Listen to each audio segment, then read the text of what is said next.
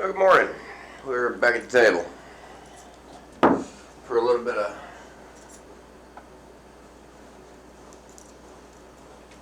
this, a little bit of that. I gotta mute that for a second. Sounds like I got feedback. Oh, we're good. All right. So yeah, we're back at the table this morning, and a little bit of practice in.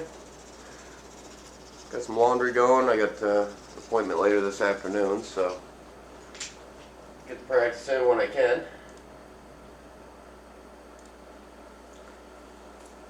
But we'll see how we feel this morning about it all. Oh, there's some stretching in. Because, yep. Yeah.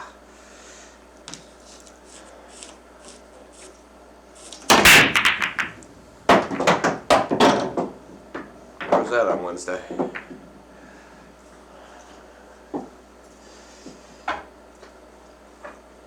So yeah, Wednesday night went out and shot on League, which wasn't bad.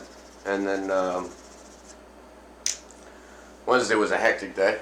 Had 2 jobs that I had to go out and fix. A couple of systems got hit with all the power the grid could handle, sending to one house. The one guy said it sounded like his house exploded,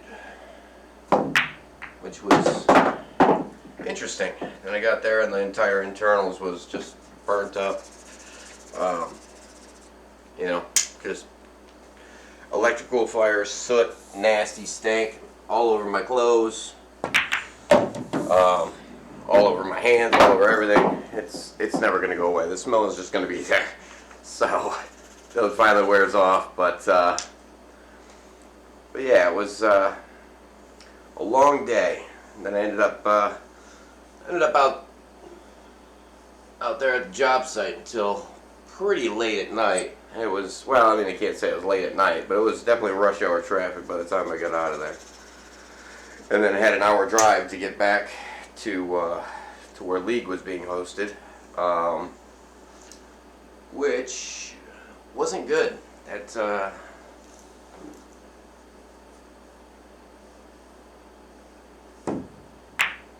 was not good. I didn't think I could see that.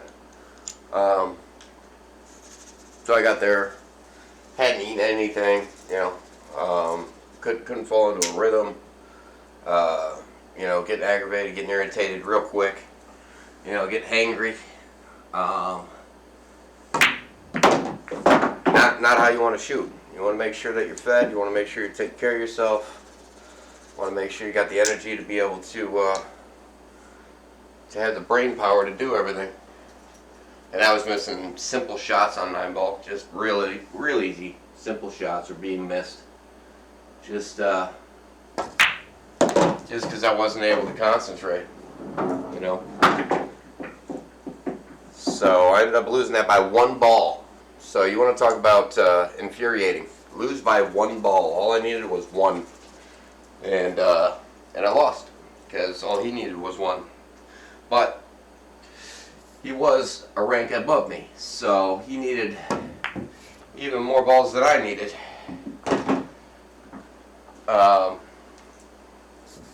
Which is kind of good, but at the same time, I kept up with somebody that was at a higher skill level, which is always a good feeling. Would have been a better feeling to beat somebody at a higher skill level, obviously, but I was not able to. So after that match, I pulled up a chair and got me some food and kicked my feet up for an hour or 2, and then came back for 8-ball, played the same opponent, who was still a skill level above me, in 8-ball. And I beat him. And that was a great feeling. I beat him, I think he needed 4 games, I needed 3. And I had 3, he had 1.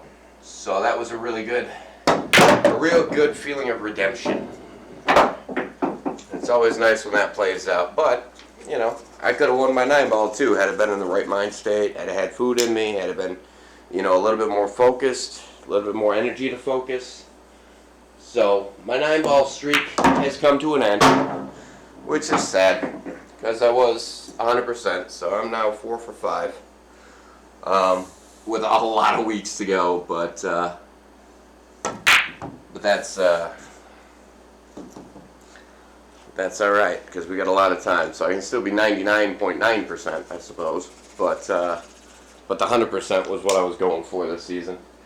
So that's gone. I still got it for 8-ball though, so 8-ball is still an option. Get in there. I can't be any further into the pocket without dropping. Man. And I could not find my speed. I couldn't find my touch. I was hitting everything way too hard for the entire 9-ball match. It took basically the entire 9-ball match to find my speed and dial it in and actually have my aim, and that's off. Sitting here talking while I'm shooting. But yeah, it's pretty rough. Pretty rough when you lose like that. I mean, 1 ball. You know what I mean? Like that's a killer. You know. When you only need 1. And you're looking at the ball that you need, and you're like, there it is. There's my ball. That's all I need. I just need that ball. And then you choke. It's like, oh, man. I had a big run out. There was a bunch of balls on the table, and I could have ran it very easily. I read it. I could run it. And I just couldn't execute. Couldn't keep my concentration. Couldn't keep my focus. So it just goes to show that everything plays a part in this game. So live, learn, move on. You know, next time I won't be in such a rush. I should have. Normally, I've been practicing for about an hour prior to going to league. You know, I'll sit here and beat the balls around for about an hour before I even go. So I'm already warmed up. I didn't get any warm up. I came here, grabbed my sticks, and shot over to the pool hall, and that was that. I got there. I played 1 8-ball rack for warm up, and we all know how I do on that. Not very good. It takes about 3 or 4 before I actually fall into a groove. But I played 1 warm up game there, so I should have just stuck around here, found something to eat, beat the balls around a bit, and showed up a little bit late. You know, sometimes promptness is not as valuable as preparedness. So just because you're there on time doesn't mean that you're prepared. And being prepared, I think, is more important than being on time any day of the week. I would rather sacrifice 20, 30 minutes and be prepared and ready than show up unprepared, not ready, and that's just setting yourself up for failure. So always be prepared. You know, always be warmed up. Always be ready for what you're up against, and you'll win a lot more. And you won't lose your winning streak. So, but yeah, that was a hard pill to swallow that day, but I learned a lot from it. So now I know in the future, you know, take the time. You know, take the extra 20 minutes. Spend some time on the table before you go. You know, get warmed up, get limber, get loose, relax, unwind a little bit. I didn't even unwind from the work day. It was just rush. And that ain't no way to be. That's not winning.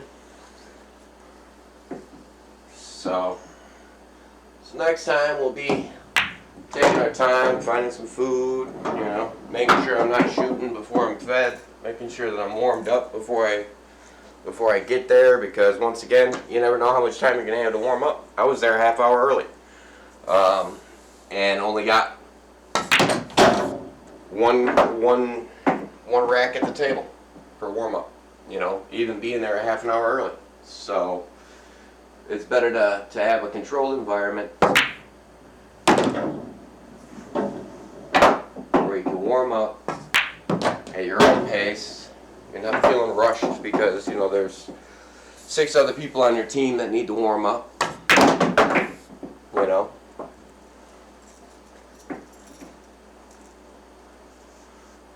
Maybe I can cheat it.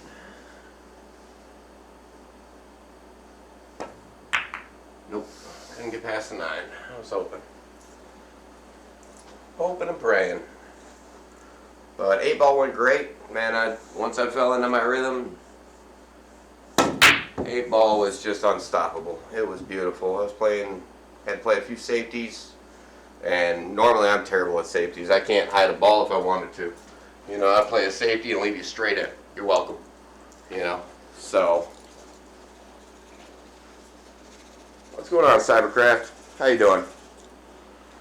I'm just getting warmed up this morning. A little bit of practice in. A little bit of practice before we start the day.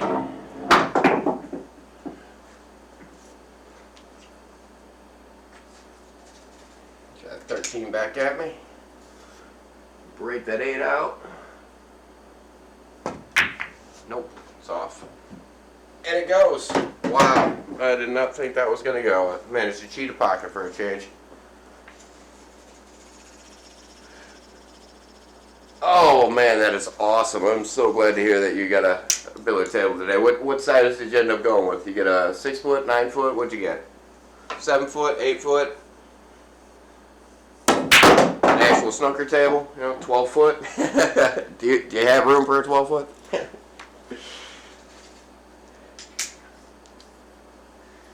50-50 shot, side and the corner. Let's go corner. Off by a touch, alright. I work on some bank shots today. But yeah, it took a minute to get my speed back. 7 foot. Oh man, that's awesome. I'm glad to hear that. That is an exciting day right there, buddy. That is exciting. You'll be on it for every hour that you possibly can. Just don't get discouraged that you're beating up on yourself. You know, you gotta bring your own competition when you get your own table. You know, that's not always the easiest to find, especially when you're the one practicing on it and nobody else is. So you got that home field advantage.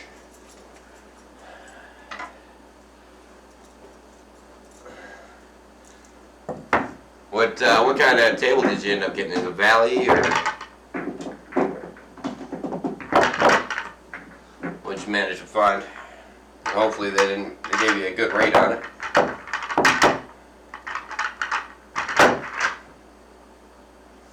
Get one more 8-ball in me and keep going from there.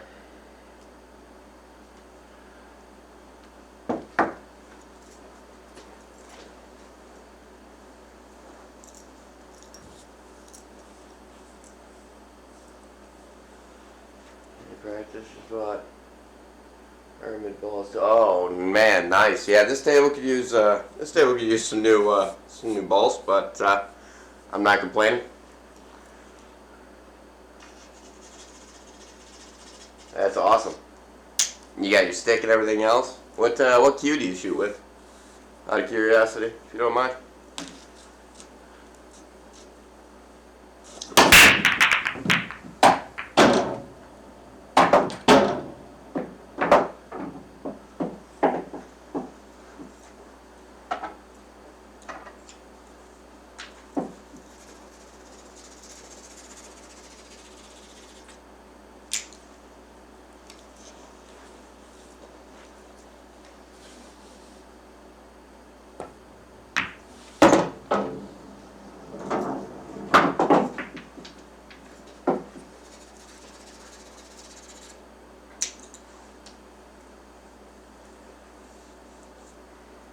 Look at it before I actually just pull the trigger, eh? Where are we trying to end up for the next ball?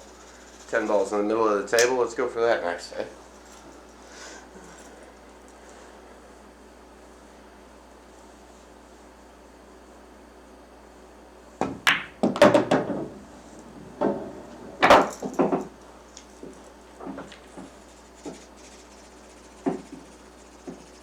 Elgin Aramid. Oh, that's awesome. That is awesome. Well, now I'm torn. Do I want the 11 first? 13 doesn't really go. I can sneak it past the 2, but take the 10, and I'd have to draw back on the 11 to get shape on the, or draw back on the 12 to get shape on the 11. 13 doesn't quite go. Yeah, that ought to be a lot of fun, man. I'm excited for you. I think that'll be a great time sink. I know it is for me. I really enjoy it. You know, even when I'm frustrated and past my limit, here I am. I'm right back at the table, you know, so doing it again. You know, I don't know, glutton for punishment, perhaps. Take the 12 up, a little bit of top, push through it, hit that 3 and get it out of my way. Nope, walked right past it. Get out of the way, 4. Get out of the way,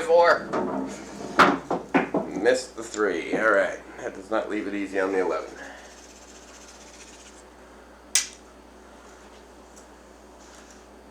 Oh, I could see it, but man, that's not an easy shot. Oh, I see it, but I hit the wrong side of it. Ugh.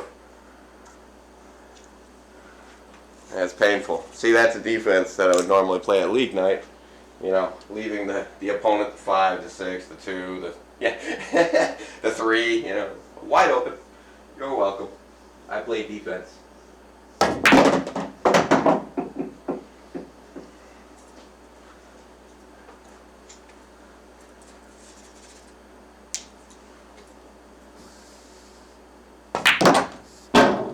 Stop shots seem to be pretty good today. Draw shots seem to be pretty good today. Follow shots seem to be alright.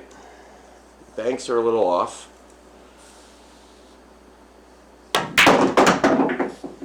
English is taking. That's good. Getting all the spin. I'm going to be a little high on the 4, but not too high. Oh, you gotta make the ball though, Cletus. Right where I wanted to be on the 4 though. Hit the 4, pull a rail, come back down here for the 5 cross corner. You gotta make the ball.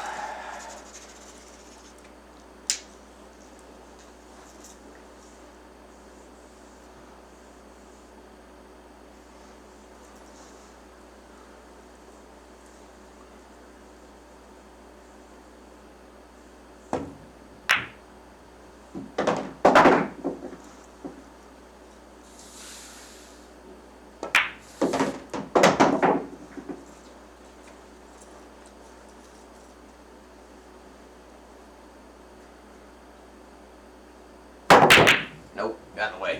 Got in the way. Got in my own way on that one.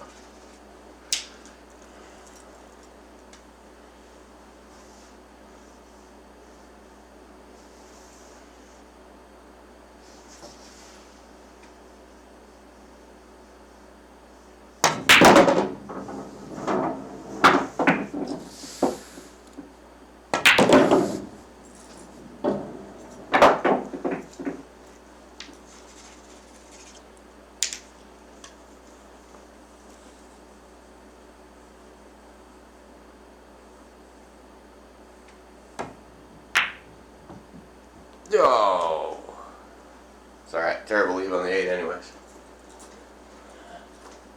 Not where I wanted to be on the 8. Didn't even look at my position of where I wanted to be before I pulled the trigger on that one. Back at me. Rattling.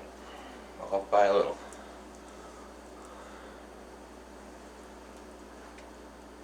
A little bit long, but it's pretty straight. That's where you want to be. Make it easy. Make it easy on yourself. Don't work too hard at it. Alright. Got some 8 ball. That's what 9 ball looks like today.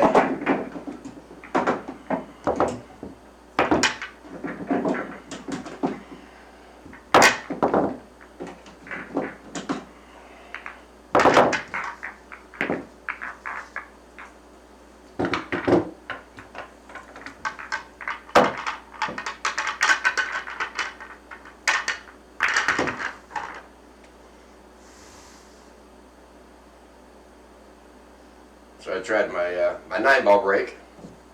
That was terrifying. The cue ball hit the rack, and after it hit the rack, the cue ball went about 6 feet in the air and about took out the guy at the next table because they had the table stacked, lined up, end to end.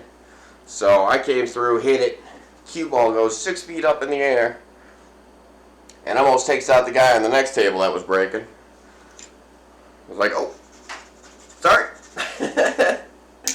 Over here screaming 4 on a pool table.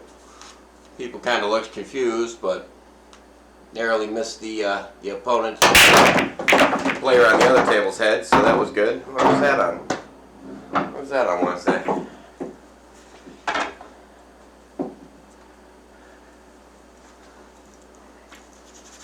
So yeah, it was kind of a nervous moment to start the night. That was the first break I had. I'd lost the lag. Missed it entirely.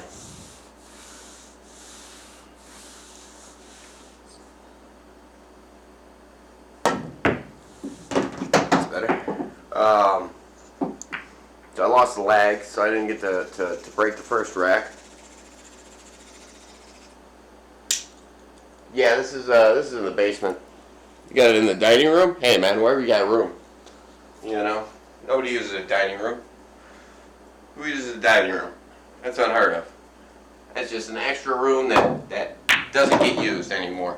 I remember we used to always eat in the dining room, and then the dining room turned into an extension of the kitchen. So now the dining room is also storage for pots and pans and Tupperware and what have you. But yeah, I'm in the basement of a rather large house right now. Not my house, full disclosure. This is my boss's house. He's out of town on vacation. Left me in charge of babysitting his house and running his company. So take the perks, right? Perks come with a pool table, somewhere to set up a cam, be able to stream, hang out, chit-chat with people while I'm beating balls around. I'd say I'm winning.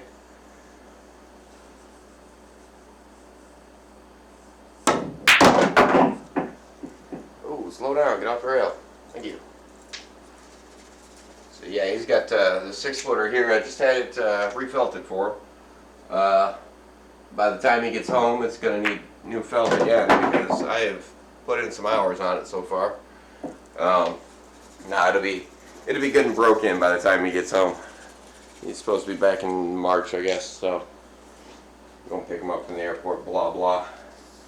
But he's enjoying his month-long vacation, 2-month-long vacation. I don't even know how long it's going to be.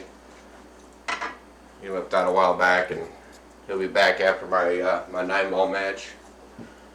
So that's unfortunate. I was hoping he'd be here for that.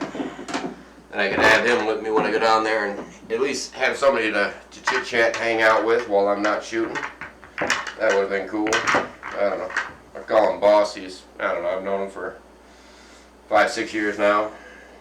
Pretty good friend. And we work together, so that's how it is. But that's a good relationship to have. You need to have people you can trust and count on and things of that nature, especially when it comes to your work environment.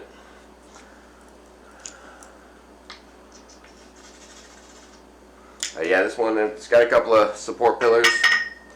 Support pillar right there, right off the corner. But the way that his basement's kind of laid out, that's really the only place for it. Without, cue ball, jump in there. Without changing out some support beams, like where this pillar is, there's a support beam across it. We get up to the size of the beam, but you're talking a lot of work. And is it really worth it? Just so then you don't have a couple of support pillars? Nah, probably not.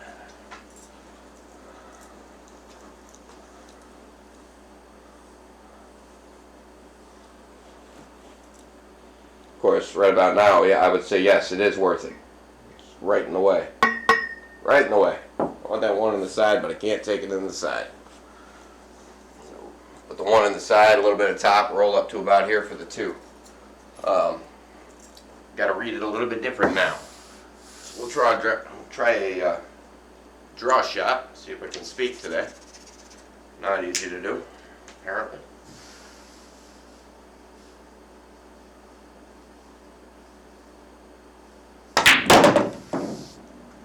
Kick it out of there. Yeah, not quite, but I can take the 7 off of the 2.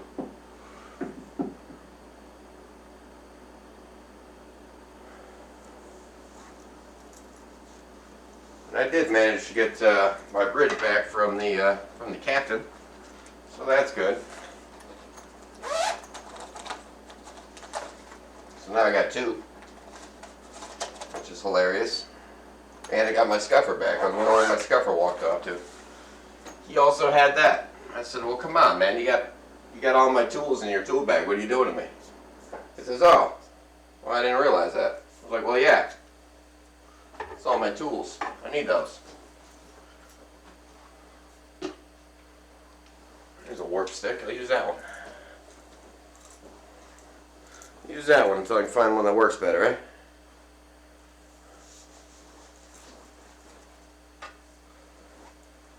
You don't often need a bridge on a 6-foot table, but it beats having to. It really beats having to reach and stretch sometimes. Of course, you got to hit it. You got to hit the ball.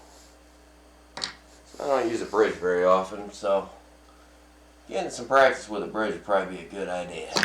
That's what I was going for. I mean, without the scratch, don't scratch.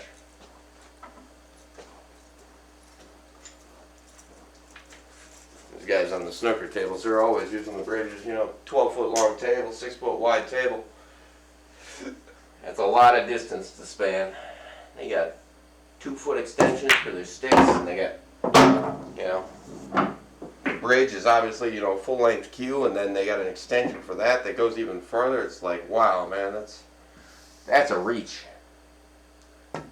Without having the textile feel up there on your bridge hand, because it's on a bridge.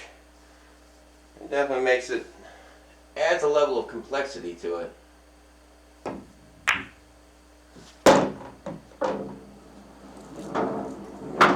Everything seems to be pretty good today for speed. Man, some days you just have that. Some days you just walk up to it and you're just feeling good. Other days you walk up to it and you can't make a ball.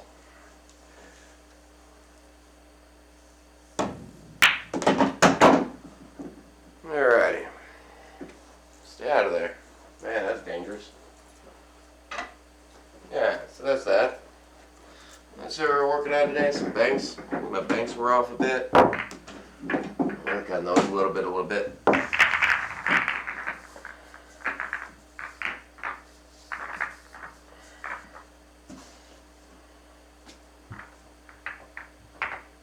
I haven't seen a whole lot of videos on people with bank shot drills. So I think we're going to make up our own. I think we're going to do that.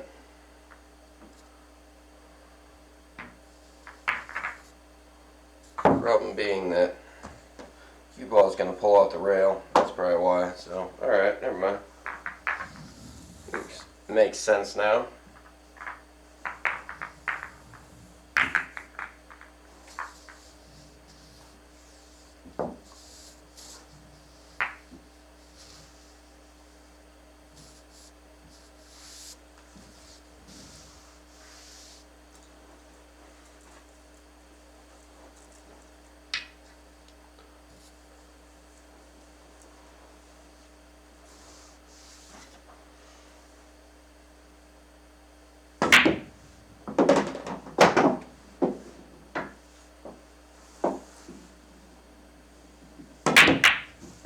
Right in the way. Jumped right out in the way. Pull him back here and do him back here, I guess. Can't walk our way down the table a little bit.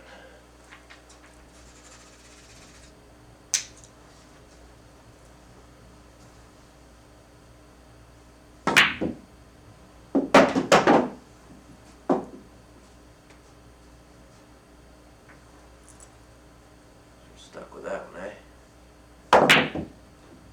That's neat. Beautiful.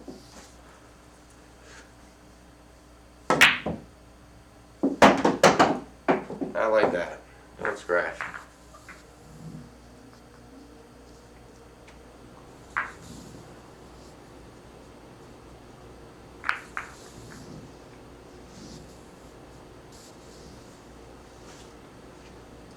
Try that a bit.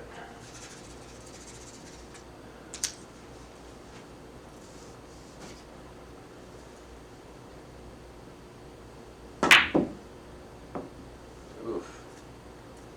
Right back to where I found it, I guess.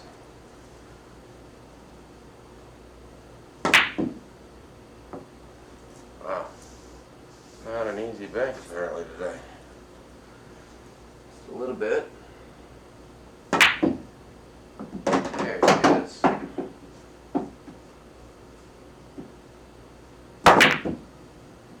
Oh, that's off.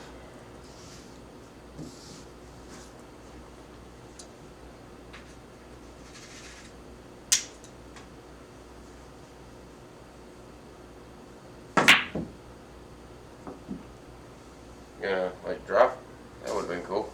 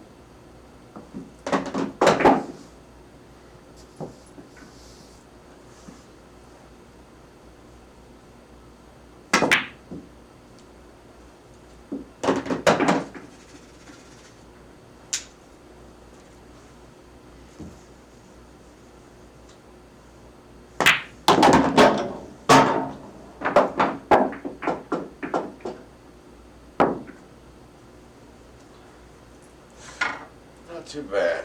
Not too bad. Oh, they're all in there. Cool.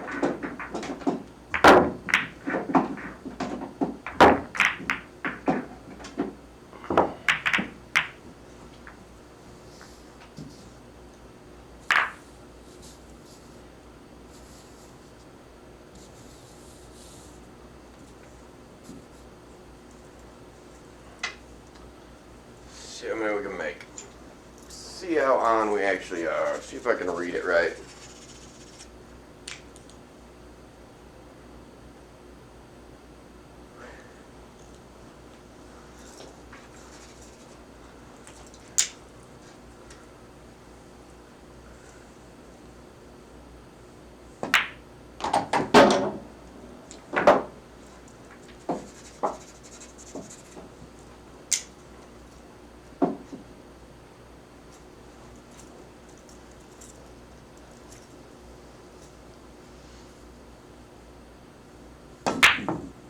Oof.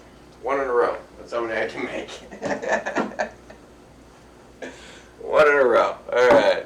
do better than that. Gotta do better than that. Come on now.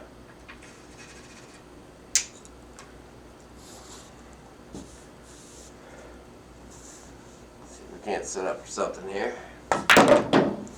There we go. That's better.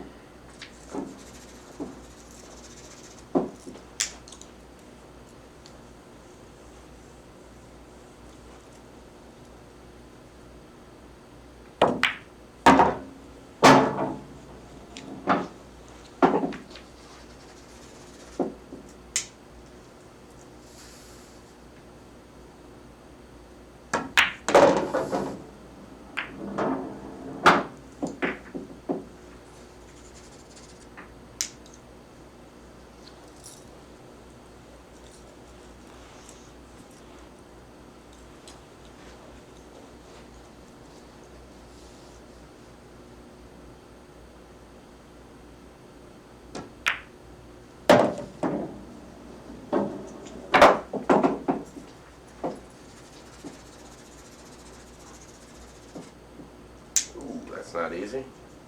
Got a rule of thumb right there. Nothing goes. Makes it difficult. Take the 10. Gotta take the 10. I ain't going all the way down table. That's why. Oh. Thought about it, worried about it, messed it up. Not many that time. 3, 4. 4 ain't no good. It'll be better than that.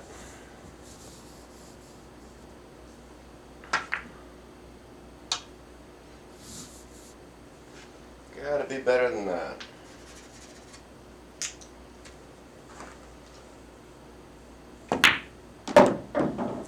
Go up for the 1.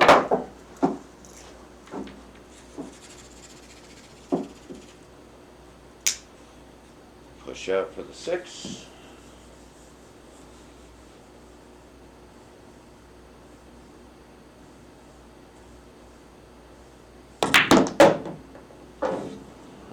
Didn't get quite enough on it.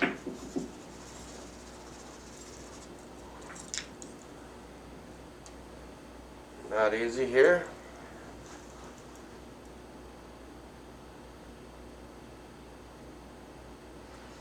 So go down to the other side of the table. Use the 3 to get down to the other side of the table.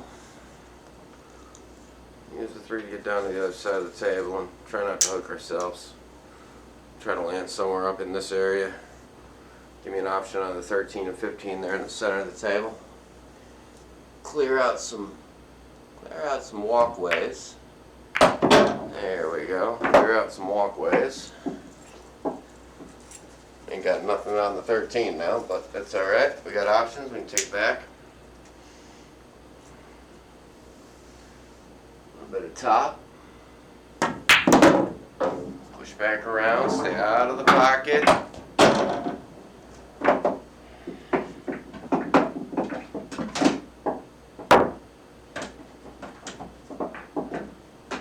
More.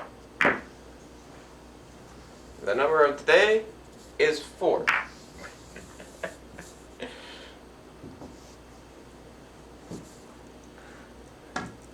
Maybe it's just how the balls look on the table. Let's rearrange the balls on the table. Let's move some of these around, shall we? Take a look at something different. Here we go. Something a bit different.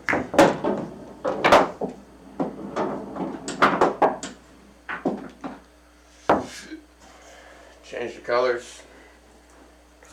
Change what we're looking at. Build a wall somewhere else. There we go.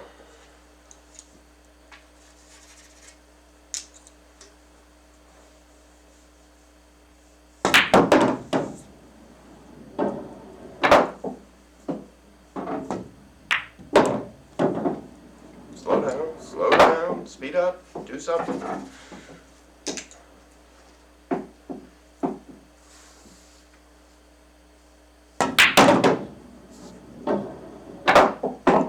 Felt like a good stroke there.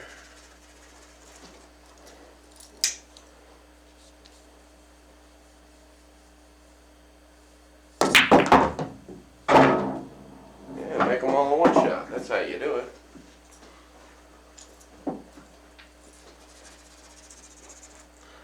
We'll leave the duck for a minute. Work on the other end of the table.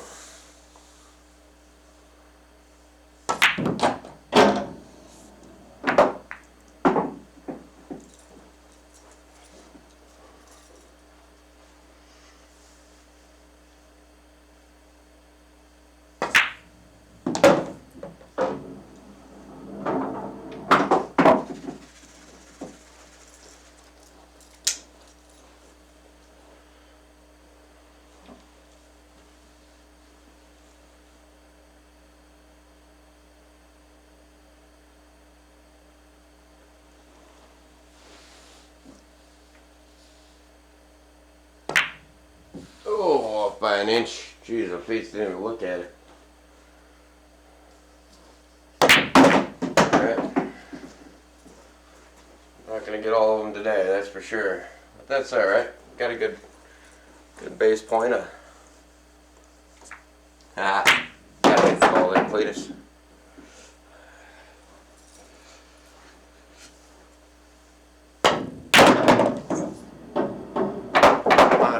Because we're already on that streak of how many times can I miss. See how many different ways I can miss.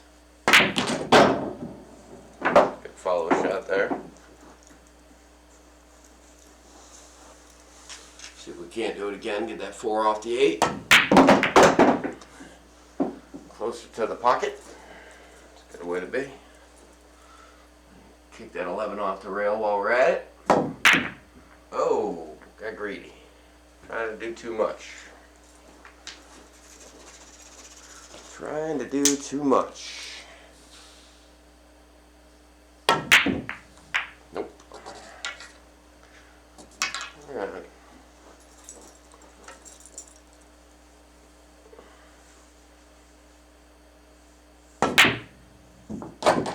Other ball. That ball's supposed to drive, not the white ball. That's not the white ball.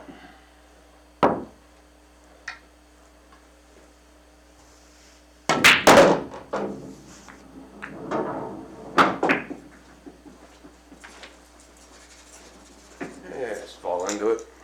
See if we can't get a rhythm going.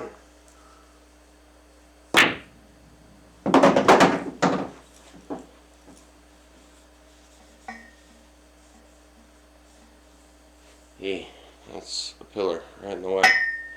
That is a pillar right in the way.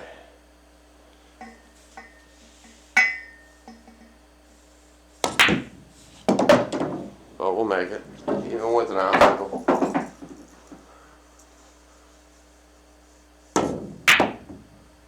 And completely miss on a straight and easy shot. Easy, easy.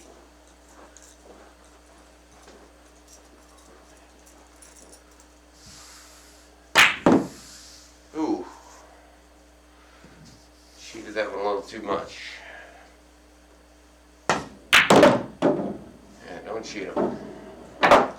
Don't cheat them on this table. Gotta make them.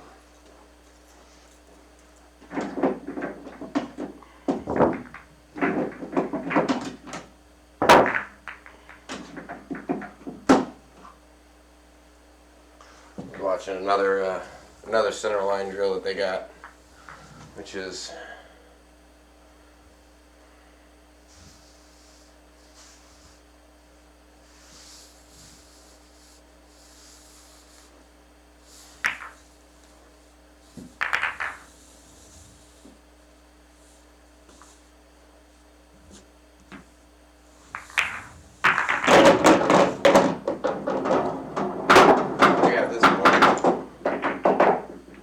which I thought was interesting. So you go through and you make all the balls all the way down the line and try to leave yourself for the next shot. You know, you can use any pocket you want, so you can use both sides of the table. So we'll try this one a little bit.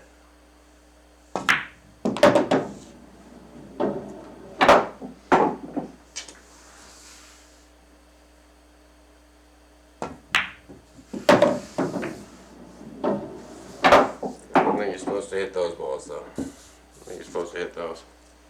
I think that's part of the rules. You're not allowed to hit the other balls in the row.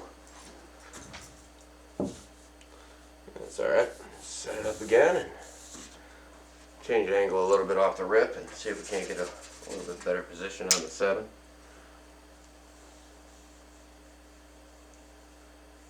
A little bit of bottom, just draw it back a touch. It's a little better on the 7. Bottom right, count for throw.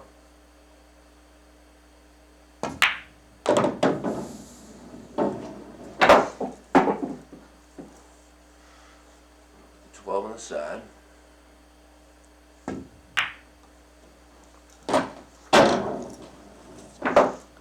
11 on the other side. So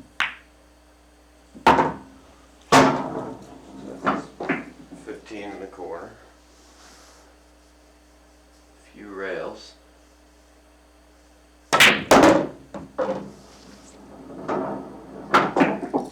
13 in the other corner.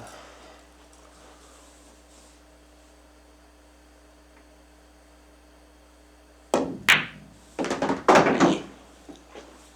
didn't take any draw.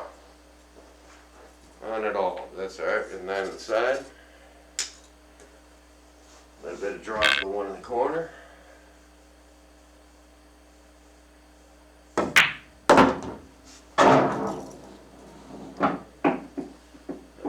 2 ways. I could draw it back to the 5 in the same corner, or I could give it a little bit of top and roll it up to over here. Take it up to, follow it up a little bit and have the 5 in the other corner, but I think we're going to put draw on it. Draw it back for the 5 in the other, or in the same corner.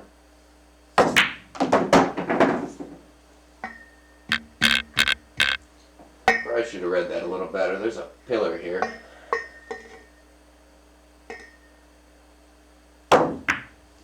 That's alright, we'll work around it.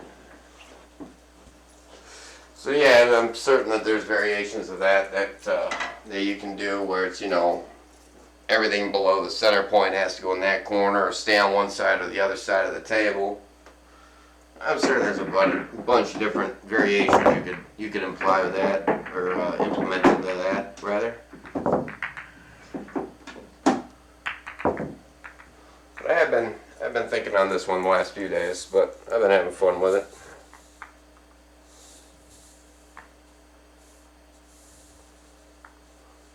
So we'll run that one at least a couple of times because it's fun.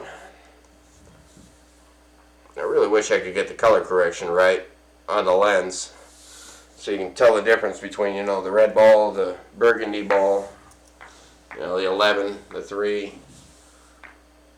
The greens come out pretty good. Purple doesn't. Orange looks like yellow, so that doesn't come out looking very good at all.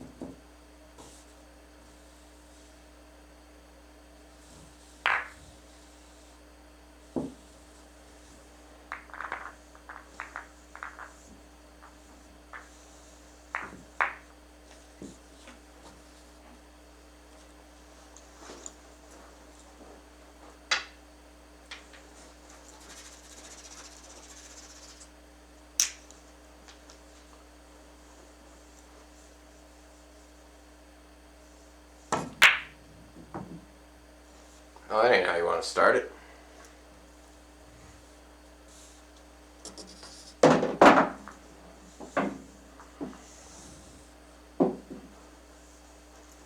Try that again. That's better. I think it was something about the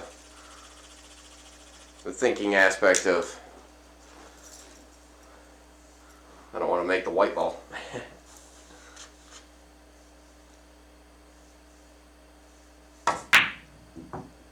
E. Right where I wanted the 1, not where I wanted the 14.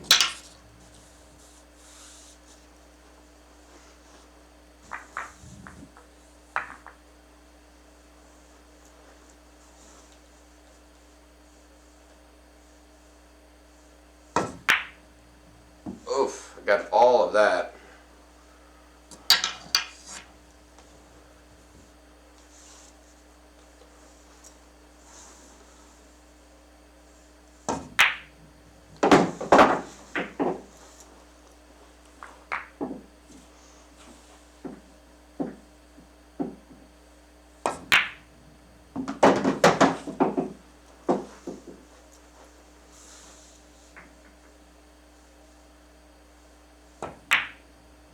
Nope, cheated that one off a bit much.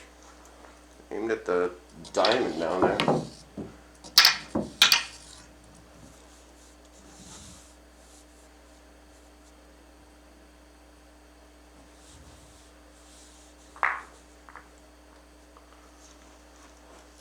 It's alright, that's why we practice.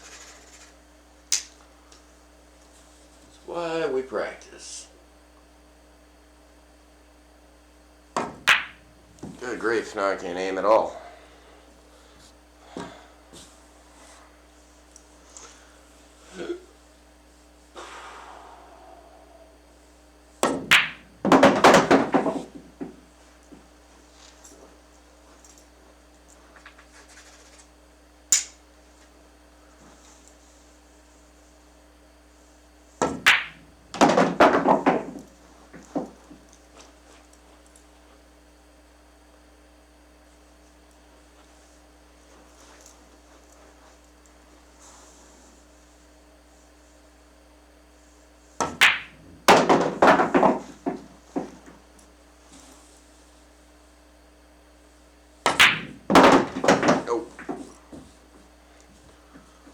Way too far back.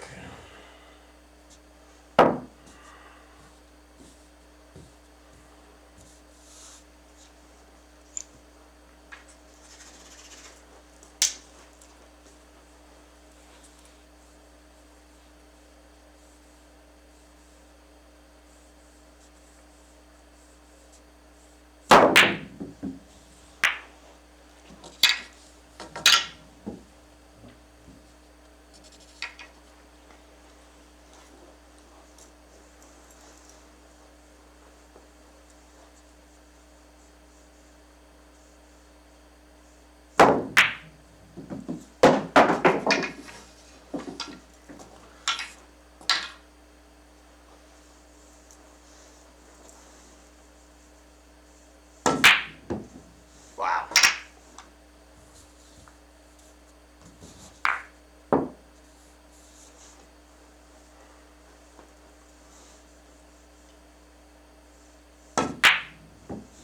Okay, now my aim's off by an inch.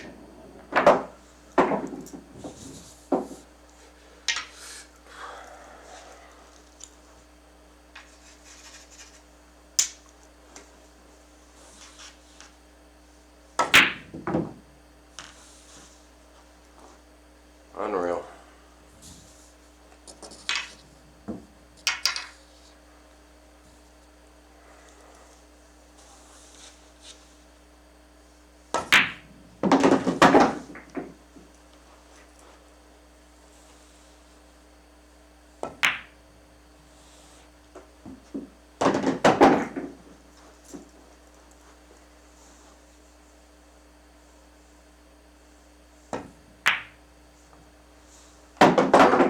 Outside the mark.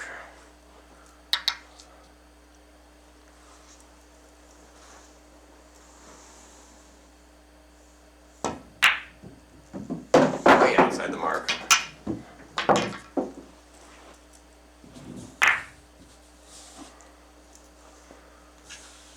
Yeah, that's a drill if you want to aggravate yourself apparently today. Let's not do that. Let's not do that.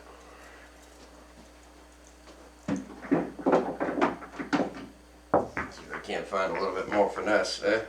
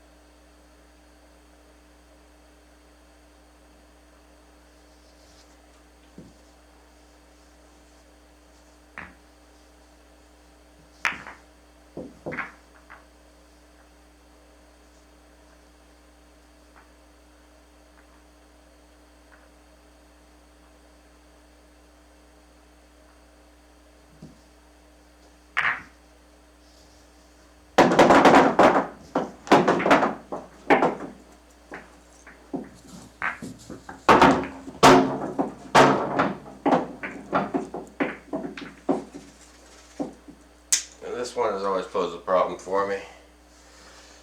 Because, man, does this require a special kind of finesse that I don't have. Already out of position, needed to be below the first diamond.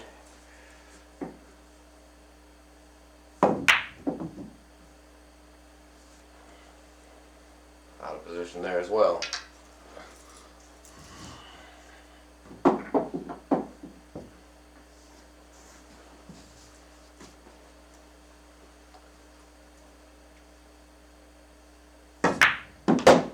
Way out of position. Holy crap.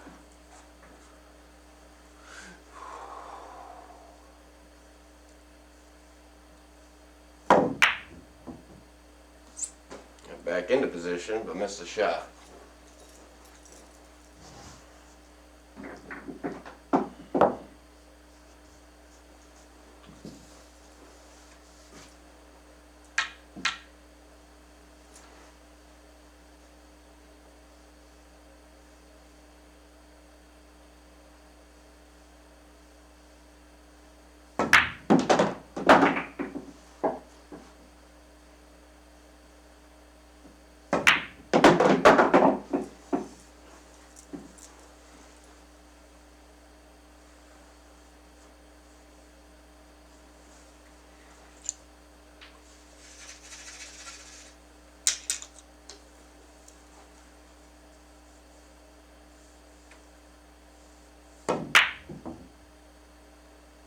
Yeah, nope.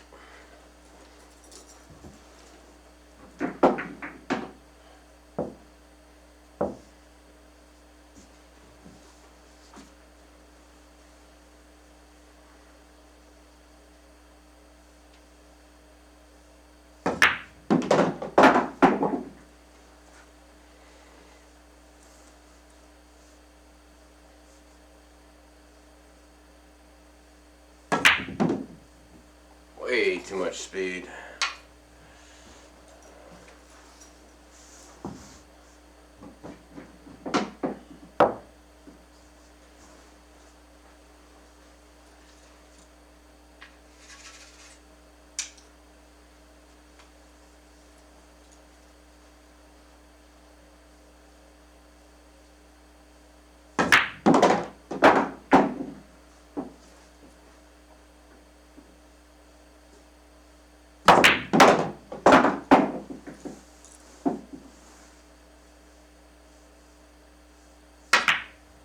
Yeah, good shape on the 8.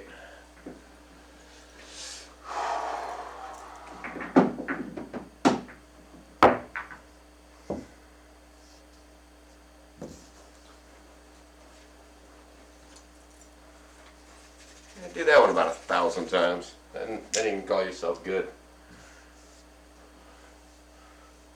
Because I'm not.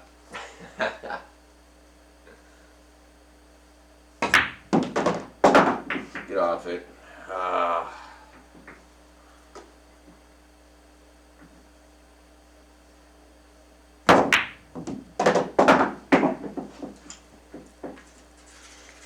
Not easy to play shapes on the 8 from here.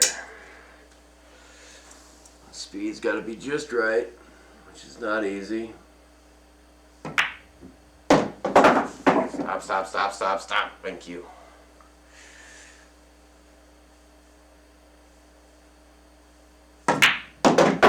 Get out of there.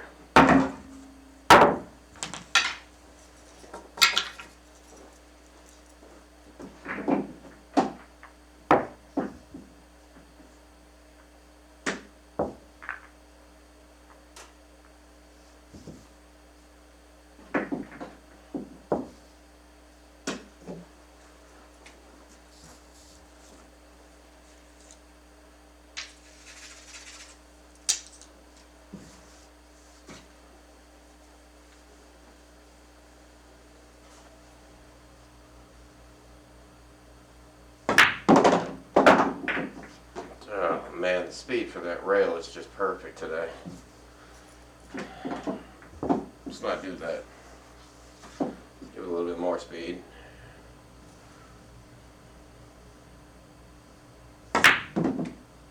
And miss. because that's how you do it. Add speed and you miss.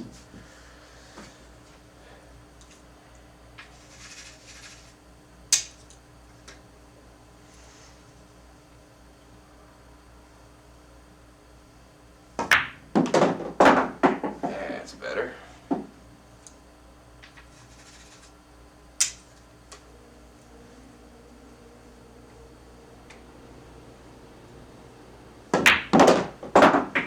Nowhere near the shape for the 8.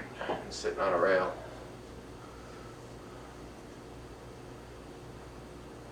It's not going to happen. Nope, I think so.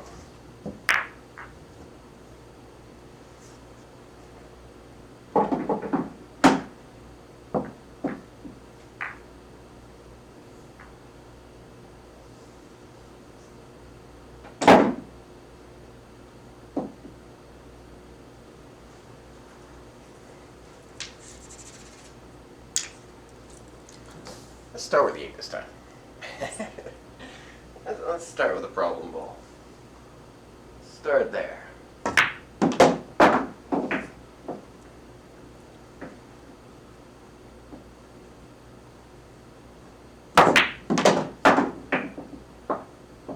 No, wrong side of it. I need to be over here, not here. I make that. I hit 13. Game over. Try again.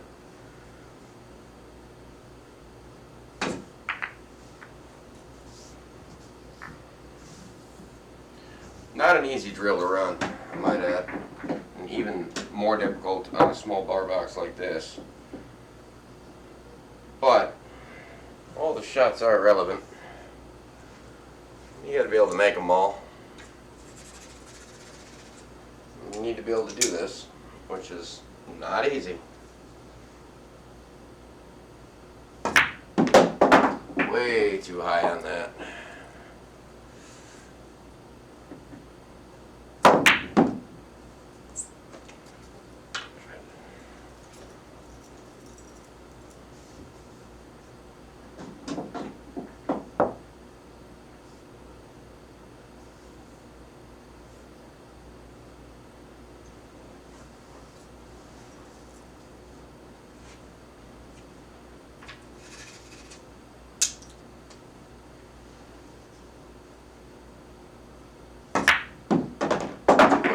Way too much.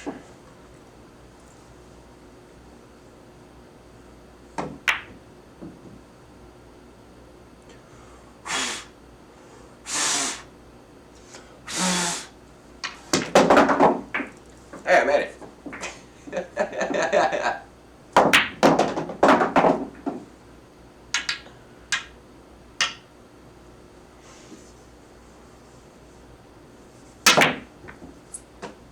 Unreal. Yeah, that is a hard one to do. It's not an easy drill to run at all.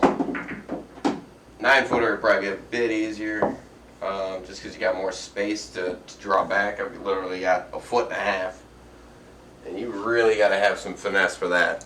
I do not have finesse. I have a sledgehammer. Because that's what I use to shoot pool. Friggin' sledgehammer.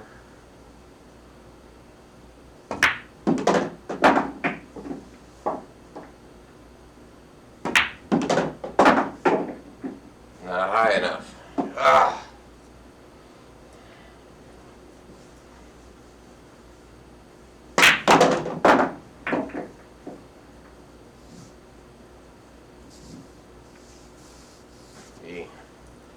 On top of it would be, so if you draw a line from the pocket to there, this is what I mean by on top of. This is above, this is below. So if you're on this side of it, you're below, your natural angle is going to hit here, it's going to come off and it's going to hit the next ball or come out here. But if you're above, so here's your line again, if you're above it, your natural angle is going to come off and you're going to come over this direction. You're going to come out here to this rail, and draw back to this rail. So that's what I mean by the above and below. Anybody wondering?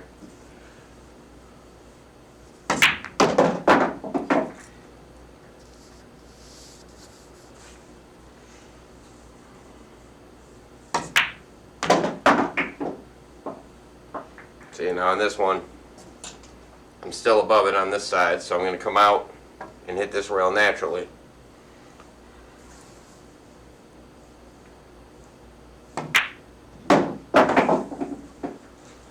Now you'll see that I'm below it. I'm on this side, which means I'm going to pull off here and hit this rail, this rail.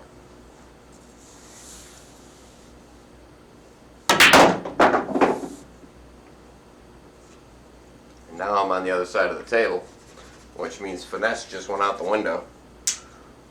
Because to be able to make the 5 and hit this rail without making contact with the 15, you got to put some speed on it. And speed is dangerous, because then you rattle pockets and you miss entirely. Or you just hit the ball. See? Didn't get enough bottom on it to draw it back.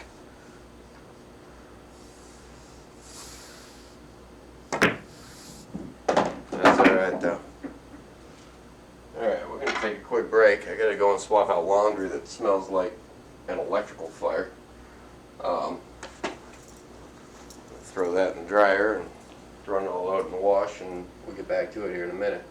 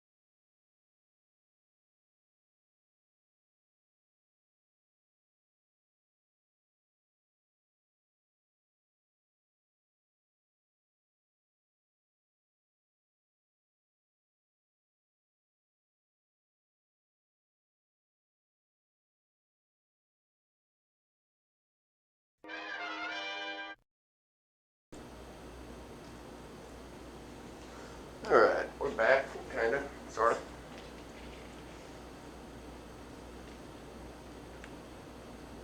See what else we can run today, and kind of get into a groove. Might go out tonight, shoot some pool at the local watering hole. So all the practice I can get this morning.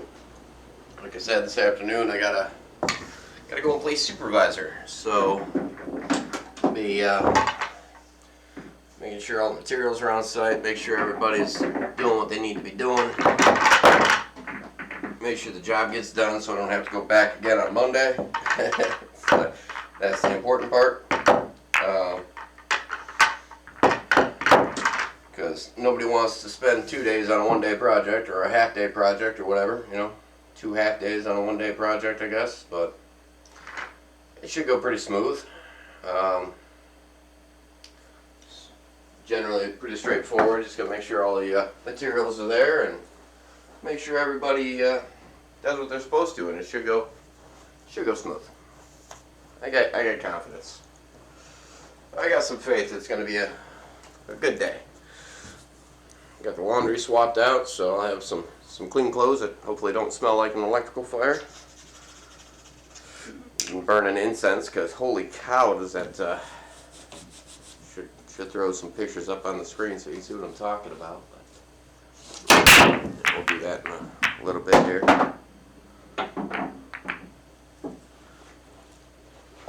They're on my phone. See if I can't email them to myself right quick.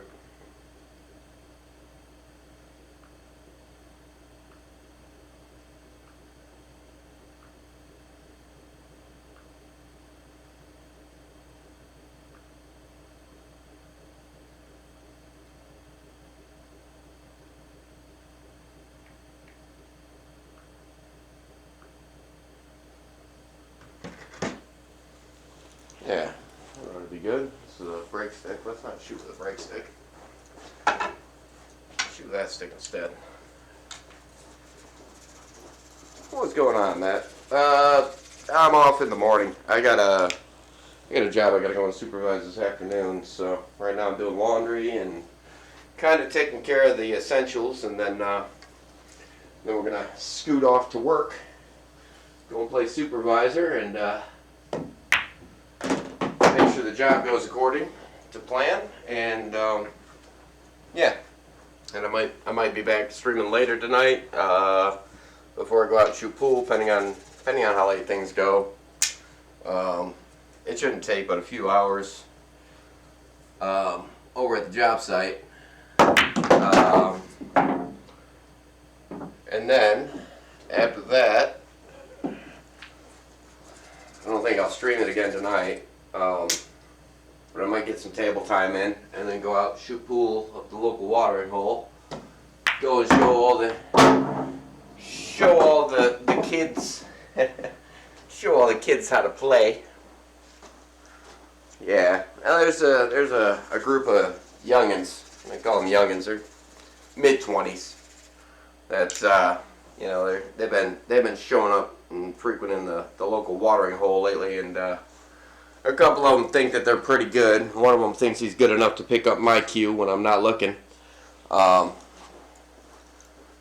So maybe I'll go up there with my beater cue, my sneaky Pete, and then give him a lesson or two. Take some money from him, maybe. At least get a couple of drinks out of it, nonetheless. But they seem like good kids, you know. Their hearts are in the right place. Their heads not so much, but that's this generation that's out there now. You know, they were raised by TV. You know, two parents working, nobody's home to train the kids not to be douchebags. Well, that was a miss. You know, and they learn whatever they see on TV, and TV ain't nothing but smut and assholes. So they get their life lessons from watching Jackass and what have you, which is, you know, good morals. You know, how dumb can we be, and how much property of other people's can we vandalize? consequences aren't a thing for this generation. They don't understand that. Never got taught. But like I said, ooh, that was in and out. They're a good group of kids, though.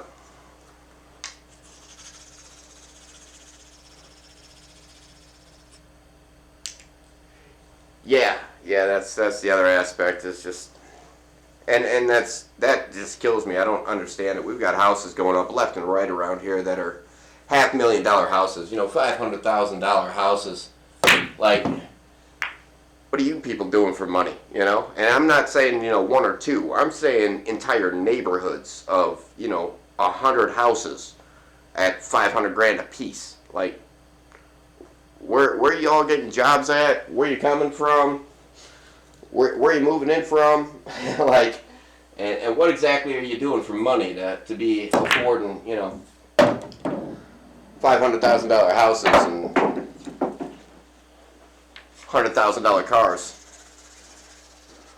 Would love to know, because man, I've been busting my ass my whole life. I'm still poor.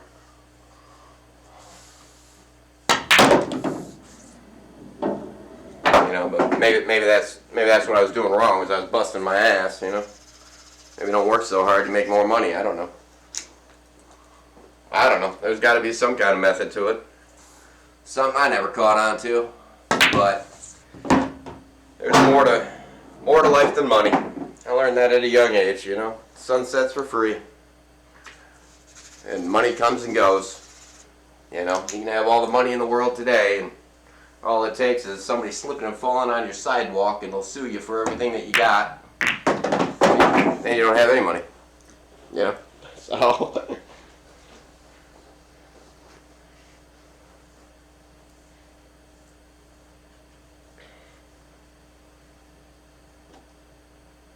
I don't have the angle here. I don't think I got the clearance. I don't think I got the clearance. I don't have the clearance. Well, pull that short. Nope. Even with a whole lot of right on it, it didn't throw it off where I thought it would. It threw it off over here. See, we can't sneak 10 past 7. Hey, I can hit the 10 right into the 7. Why? Because that's what I thought about last. It's crazy how the human brain works. You think, okay, I don't want to hit the 7. And the last thing that comes through your mind isn't the don't part of it, it's the hit the 7 part. So you say, I don't want to do this.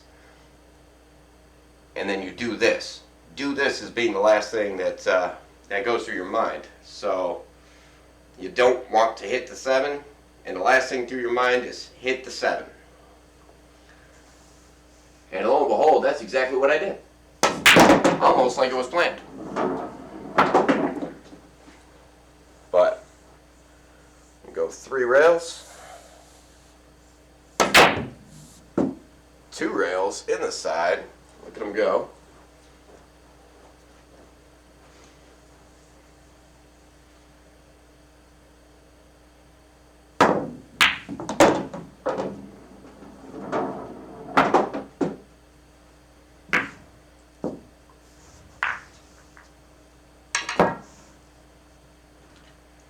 Yeah, I'm feeling pretty good today. Today's feeling like a little bit better.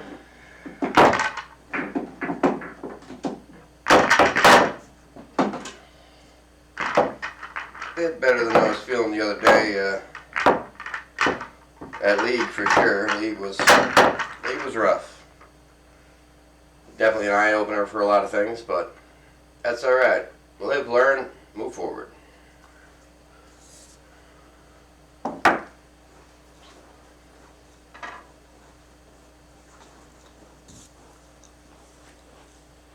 Yeah, exactly. Yeah, that's. Sorry, man. I don't want to get you going on that. I don't want to get you too fired up. Just how it is. But that's why I'm here. I get to choose who's around me. I get to choose the well, I don't get to choose the outcome, but I get to put in a good effort, that's for sure. And, you know,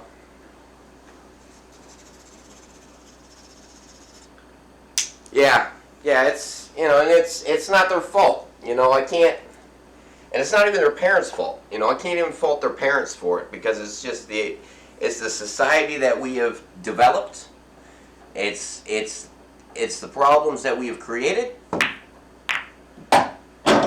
and that's the product of it. That's the result. You know, so you can't even get down on the parents for not doing their job, because they are doing their job. They're providing for their family. You know, you got to have two incomes in order to make it in this world these days, especially if you've got kids. So or one really good paying job, and those few and far between anymore. With, you know, even the high paying jobs, lots of layoffs going on. You know, and it's always kind of been that ebb and flow of you know, making money and being able to survive, and then still having enough time to put in. I mean, it's work. You know, I mean, it's a full-time job being a parent. I was raised when it was previous to the two-income household. You know, I mean, you know, my dad went to work, you know, and he made the money, and, you know, my mom, she did everything she could to raise us right and make sure that we had clothes on her, you know, we didn't run out of the house naked. I mean, not that stopped me too many times, but either which way, it's, you know, it's kind of one of those things. You had somebody in the house that was paying attention, you know, and being there, and, you know, be it to discipline, or be it to comfort, or to be it to just spend time, you know, and create those experiences that a lot of kids nowadays just don't. They don't have it, you know. I mean, I feel bad for a lot of them. Yeah, back then, one income was enough, you know. Now, not anymore. Not anymore at all. It's sad, because in the end, the people that suffer are the kids. You know, it's not for lack of trying on the parents' part. You know, they're trying to make sure that their kids have got food and shelter and clothes. And, you know, in the meantime, they're at work all the time, you know. And even the working from home, they tried that, which, you know, I think was a great thing.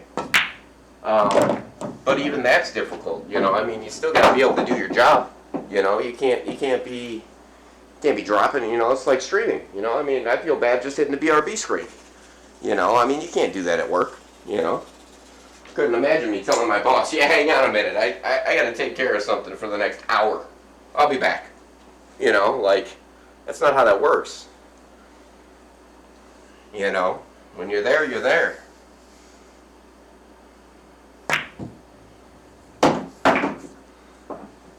Well, yeah, it's not the kid's fault that it's like that, you know, and it's sad, because ultimately they're the ones that are going to suffer.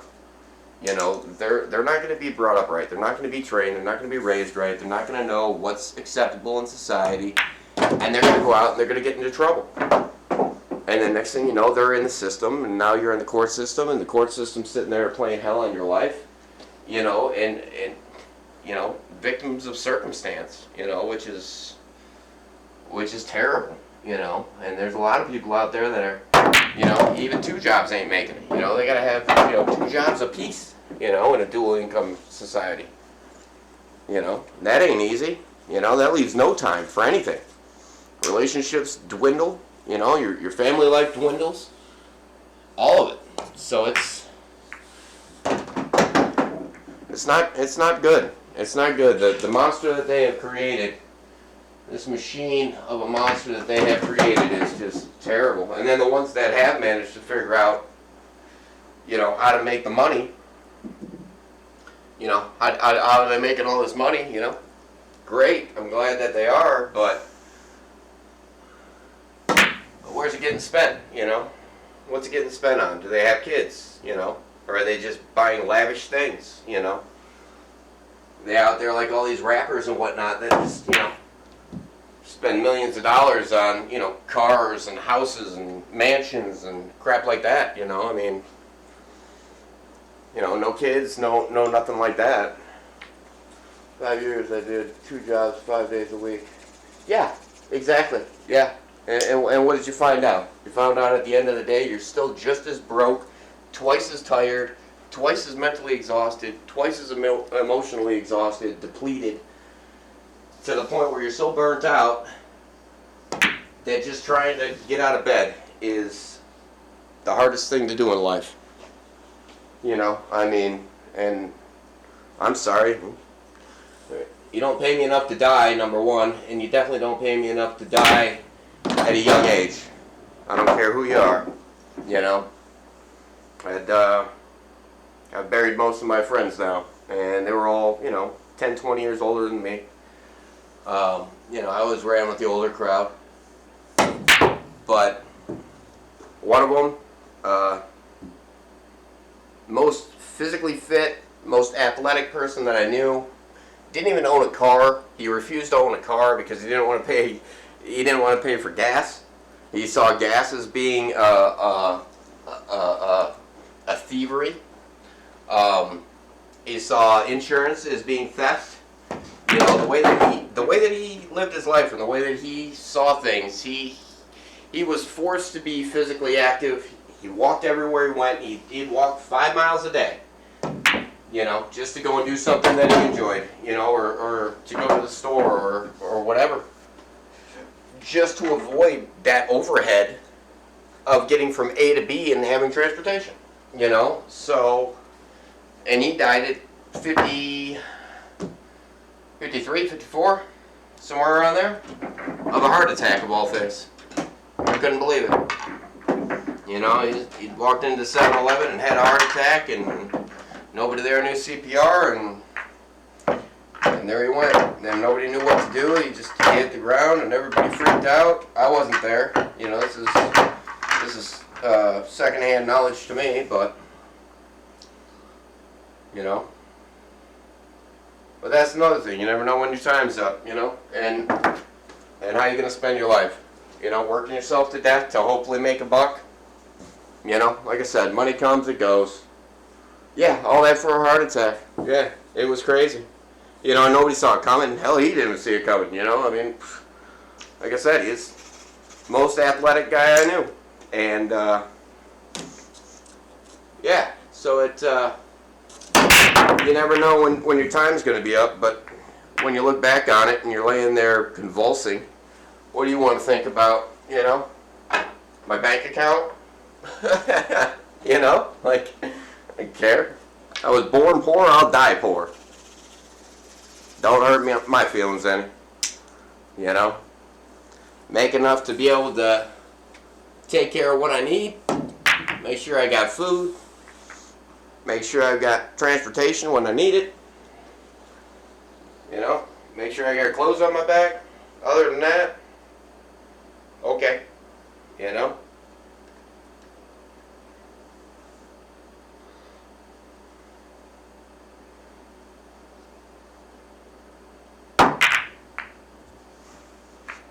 But in the meantime, you know, just do what you can and keep going, you know. Well, I mean, and that's another thing that's really disturbs me about nowadays society is there used to be loyalty between employees and employers, you know, like there used to be some sort of loyalty there, you know, like if you were employed by somebody, they would, you know, they would do everything they could to keep you on the payroll. They'd do everything they could to keep you working. Now it's, oh, well, we done screwed up, so we got to lay off, you know, 1,000 people. Sorry. Yeah, you know, there's no loyalty. There's no, you know, and if you can't trust who you're working for to not lay you off at the drop of a hat just because somebody made a bad business call, that ain't right. You know, like, there should, and then it gets back to accountability. There's no accountability for it. There's just, oh well, Yep, we had spots for 10,000 people this year. Well, now we only got spots for 9,000 people next year. Sorry, we didn't do our job properly, or somebody dropped the ball up the food chain, and lo and behold, they're bigwigs, so they don't lose their job, but you're going to lose yours, so they can keep getting 3 times your salary. So it's the ethics of it all is wrong, and then there's no way of fixing it. It's too far out of control. Sadly. But that's why I kind of look at it a little bit different than most. Most people are like, oh, you got to have all this stuff. You got to have, and that's why I joke about my screen name, keeping up with the Joneses, buddy. I might not have much, but I guarantee I got more than most. And I guarantee you ain't going to keep up with my skills, my abilities, the knowledge that I've acquired. I've had over 20 different jobs because of the whole employer loyalty nonsense. 20 different jobs in 20 years. And it's like, the different skills and trades that I've learned. Yeah, right. Keep up, son. Keep up. I've done everything from CNC, mills, lathes. I can build a house from the basement to the roof. Every aspect of it. Roofing, rough carpentry, finished carpentry, drywall, electrical, plumbing, appliance repair. Keep up, son. Keep up. Not to mention, hey, I've got broke down vehicles my entire life. Busted up, broke down vehicles my entire life. You know what? Guess who fixes them? Because they can't afford to take them to a mechanic. Yep, that'd be me. Keep up, son. So, on top of all that, go be a mechanic on top of it all. Now, granted, any one of those occupations, if you stick with it long enough, can bode well. You can make decent money as being a mechanic. You can make decent money being a carpenter. You can be making decent money as a roofer. Problem with roofing is it's seasonal, so you're only working 6 months out of the year. Problem with mechanics is now everything's gone to the point where you got to have a computer science degree, which I could probably do that as well, but now they got it all computerized, so you can't just go out there and turn a wrench and fix your own stuff. More part of the plan of forcing you to take your vehicle into a repair shop so somebody else can diagnose it and fix it. I had a guy wanted me to do the brakes on his car. Couldn't do the brakes on his car because in order to do so you had to be able to get into the ECM, the computer that's on board, and tell it, hey, I'm messing with the braking system right now. Don't set off the alarm, don't lock me out of the vehicle, don't safety lock the computer. And lo and behold, if you do anything without the right order of operations, you're going to screw it up. And they got it now to the point where you can't even work on your own stuff, so I own the old vehicles. I won't buy anything newer than a 2000. Won't do it. And realistically, nothing newer than the 96. 96 is when they decided that let's be stupid. Whoops, missed it. They decided in 96 that they wanted to start playing that game. There is no way of getting that 13 out of there. None.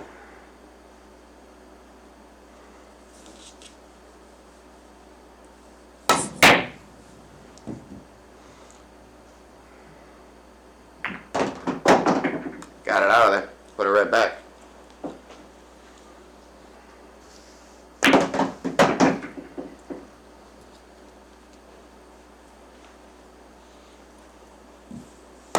Yeah, it's a crazy world we live in, and the ones that have figured out how to make a bunch of money by doing nothing, congrats, man.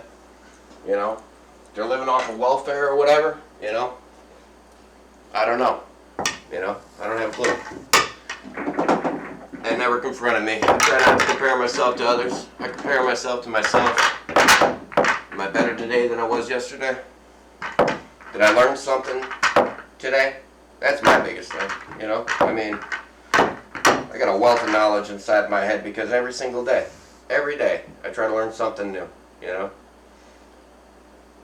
That's a big part of who I am, you know, just always striving to learn something. You know, I got more pieces of paper than you could possibly imagine from crap that I'll never do, you know? Hell, I'm a gunsmith. Think I'll ever clean and tear apart somebody else's gun? No.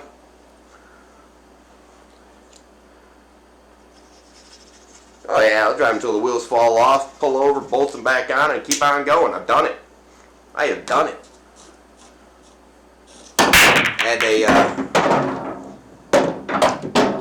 a nice break. I had a flat tire one day. Driving around an old S10, 2000 S10. I was driving along and I had to put the donut on it. Well, the donut, you know how donuts are. They sit underneath your vehicle, they rust out, and so I put that on and I said, all right, well, I hit the gas station and I'll tighten down the lug nuts and make sure that the tire's not going to go anywhere or anything. Well, just before I made it to the gas station, I had to make a right at the light to get to the gas station. And I'm coming up to the light, and next thing you know, I feel this wobble, wobble, wobble. And next thing you know, there goes my tire. There goes my tire. It's just rolling off. I'm like, well, that ain't good. I think that's mine. And, you know, I just slowly hit the brakes. The nose came down on the car. Hit the rotor. Dragged on the rotor for a minute and came to a stop. And the best part of the story is the cops come up. So here I am. I'm sitting on the road. I was coming up to the light and making a right-hand turn. I come up to the light, and I'm sitting there. I'm missing a driver's side front tire. And the cops come up and they pull up and you all right? I said, yeah. I just lost my tire. Oh, okay. And they drive off. Like, okay. Didn't bother to, didn't bother to nothing. Just, you all right? You good? Okay, yeah. Oh, you lost the tire? Yeah, that sucks. Okay, see you later. Have a good one. And then another cop comes up and pulls up behind me, kicks on her flashers and whatnot so they don't get hit. Now, when the tire came off, I was coming up to a light. Somebody else was coming around the corner, so I'm coming up to the light. I'm coming up to the light. This lady's coming around the corner. Here comes my tire, bounces off her front end, and flies away. Just gone. Gone. It went about 500 yards the opposite direction that I was facing after hitting the nose of her car. Flew away. So here I am, I'm searching around for my tire, and this cop comes up and, oh, you all right? I said, yeah, I'm good. I'm just, trying to find my tire. I lost it. And she just kind of looks at me with this puzzled look on her face, like, how did you lose a tire? I mean, I see that you don't have a tire on the front end, but how did you manage to lose it on top of that? Which was great. Trying to explain that one to her.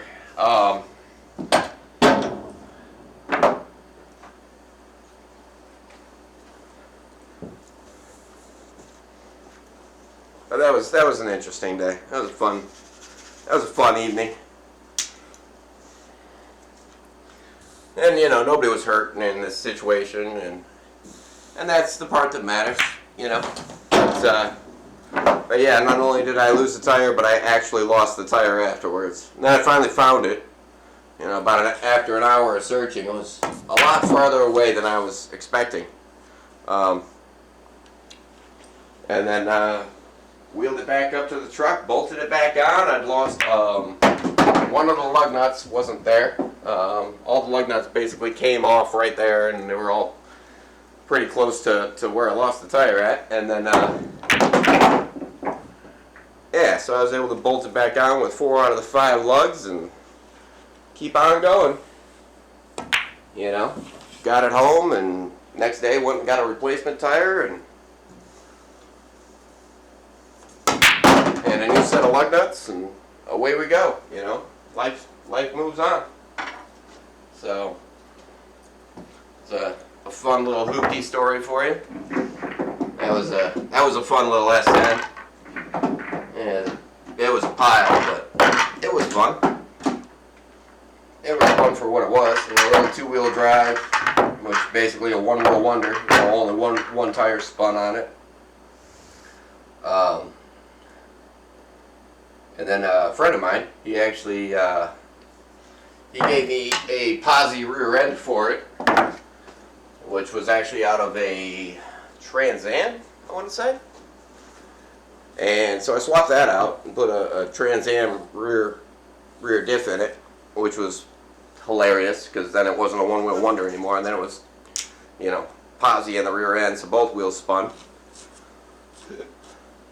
If you brake torqued it, you know, you could pull the front end off the ground. It was fun. It was a good time. Which I think had something to do with the front tire popping, but I'm not, you know, I can't say for certain. Can't say for certain. That's why the front end, the front tire went out, you know, coming down from a wheelie.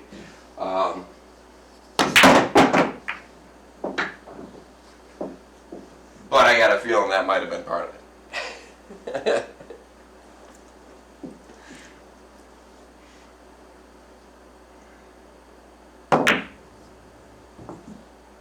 Yeah, Rob.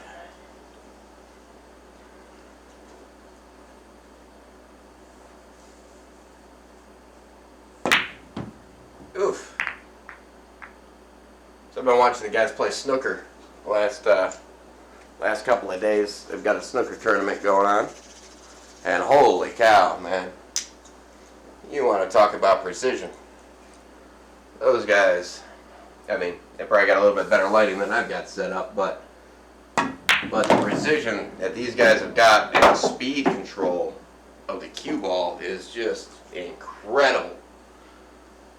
Just absolutely incredible. You know, because they'll have a cluster like this and they'll have to whittle away at it, you know, one at a time. And you'll get that at league as well, you know, you'll get somebody that breaks like that, or you break it and then everything kind of merges back together. But yeah, those guys, it's a whole nother level. Even the amateurs that are in the competition are absolutely just phenomenal shots. I mean, they're making stuff that I'd never be able to make.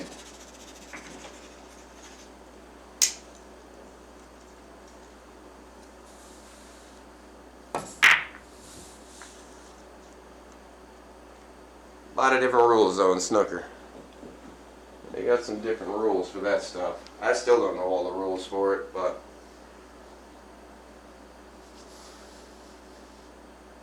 I know that it's a lot bigger of a table, which means you got to be a lot more accurate with your shots and a lot tighter pockets. I think you can get a ball and a half in those pockets.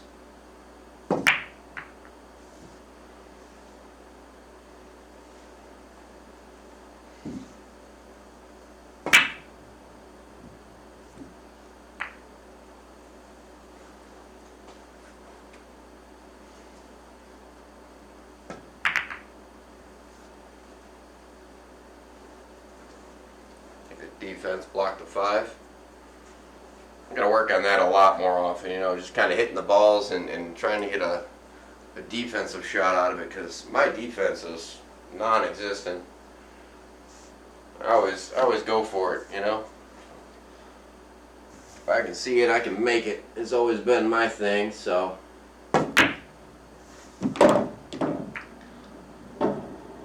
So I always go for it, you know, even when I probably shouldn't, you know.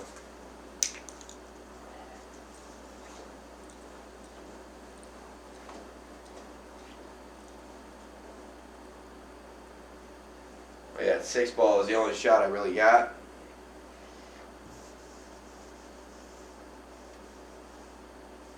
And I missed.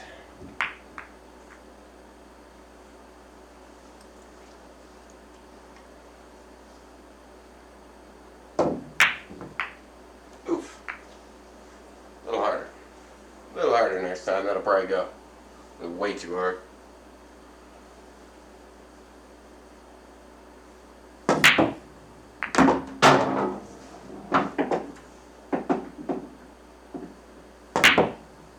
And that's always fun to do in league as well. Get a ball, get a line of them lined up like that, and just bang, bang, bang, bang, you know. That turns heads and gets people a little upset when you're playing against them. Like, no way you just made 3 of those in a row. And it's like, yeah, well, I did. You're welcome.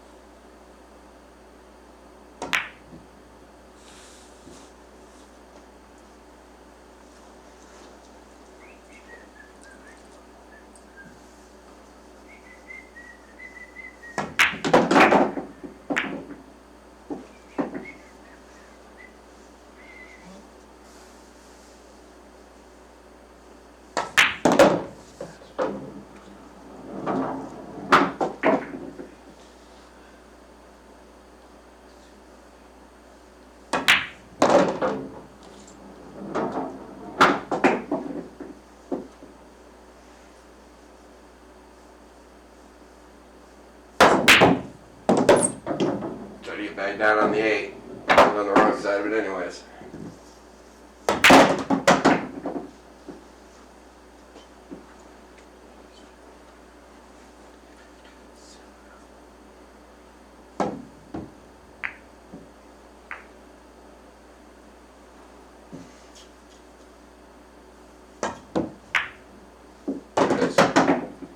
That's always a fun way to end a match too, you know, kick shot. Or a rack or whatever. Alright, do one more. It's getting on noon, so I have to get to scooting here pretty quick. So take a shower and get ready for the day. Kind of fired up the stream when I first woke up today, so it's kind of been fall out of bed, drag a comb across my head, and start hitting balls around. Try to work through the aggravations of Wednesday's league night. That was rough, but that's all right. You know, learning experience. Played the guy that was better than me, beat me. Okay, I would hope so. He's better than me, but it sucks because I wanted to be the underdog in that situation, you know.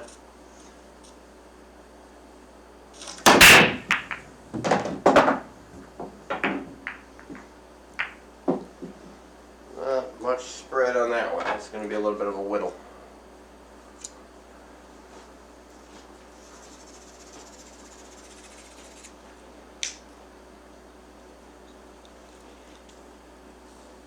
Oh, I can see it.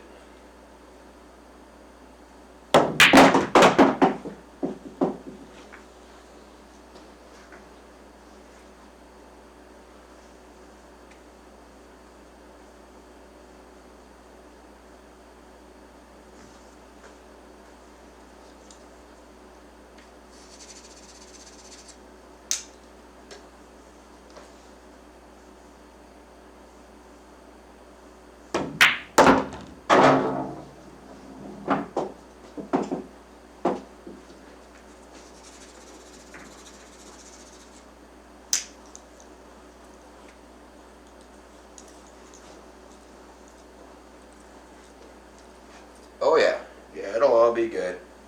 It'll all be good. Like I said, it's get it, yeah, get it again. No.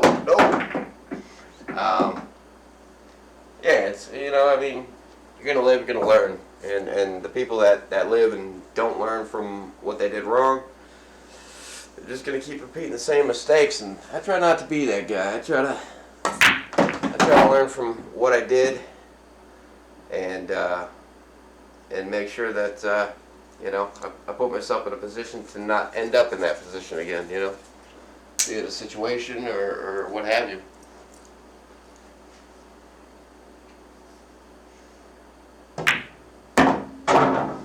You know, sometimes you don't have a choice. You know, sometimes you just got to make the best of what you got, which is what I'm doing here. You know, shooting some pool, hanging out with the chat, telling some fun stories. You know, some of which, you know, a little bit off the wall, but hey, you know, you can't make this shit up.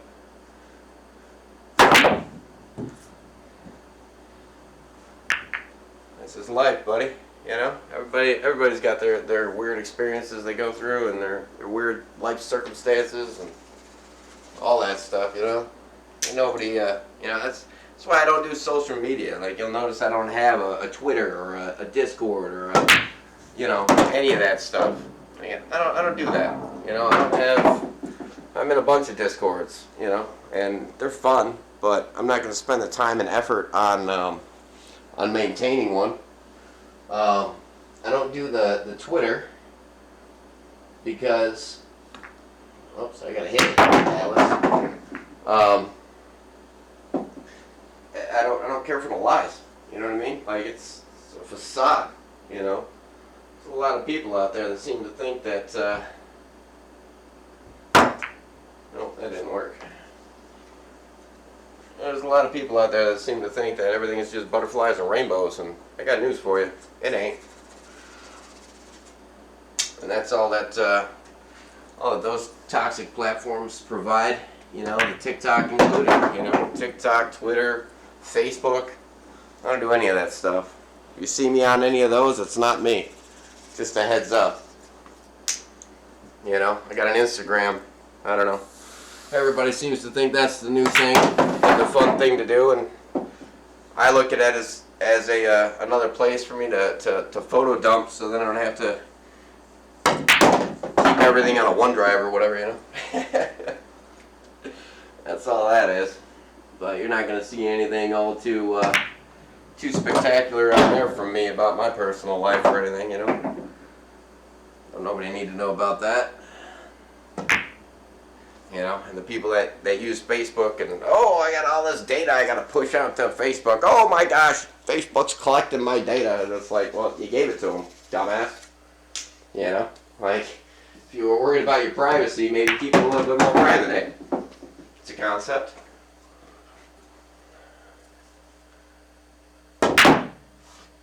Hit it harder.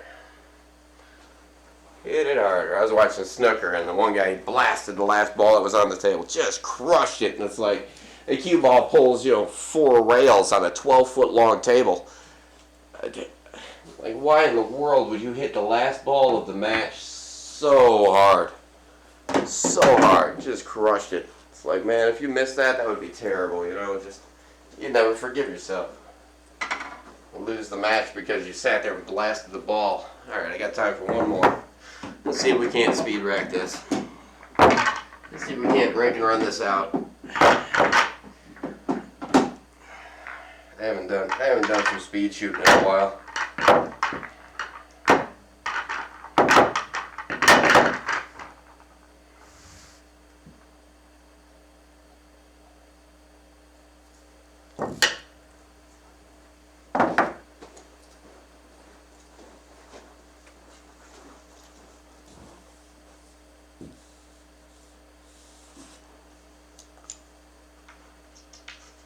Alright, let's see how much of this we can run out. How quickly we can run this out. What time is it? Noon, exactly. Alright. I have a stopwatch set up.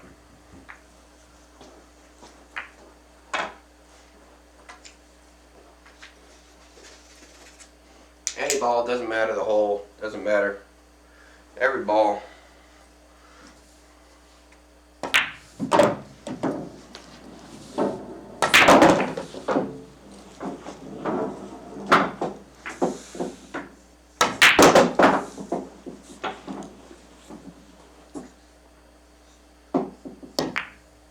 Missed it. That's alright.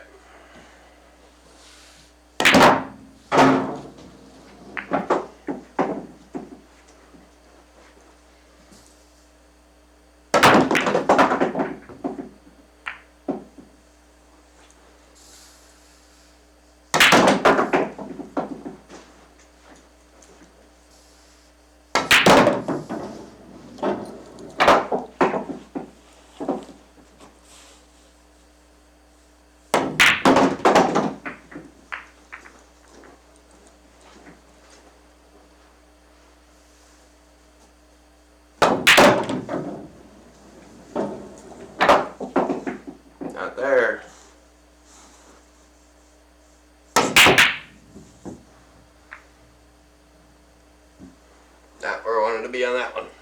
That's right up the run. Instead of just making the ball, he hits the ball.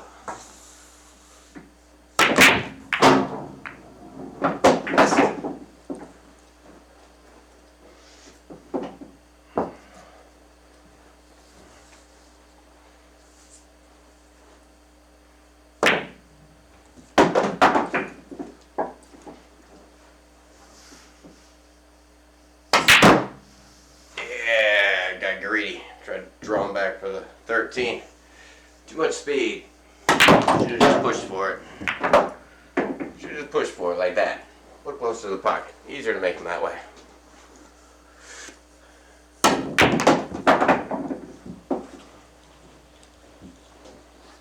And that's about how I used to shoot. You know, pull 4, 5, 6 extra rails. Shoot real fast. Put the balls in the hole.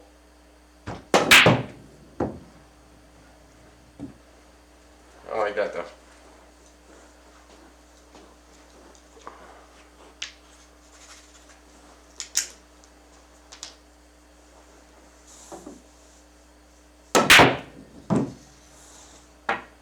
Robbed.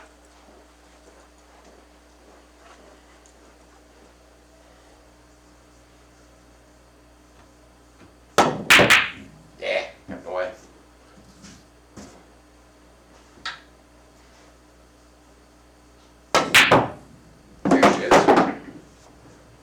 Alrighty. Well, on that note, I do gotta get on with life. Reality does call every once in a while, and I gotta answer. So, good couple hours of hitting balls around, kind of getting a feel. Feeling good.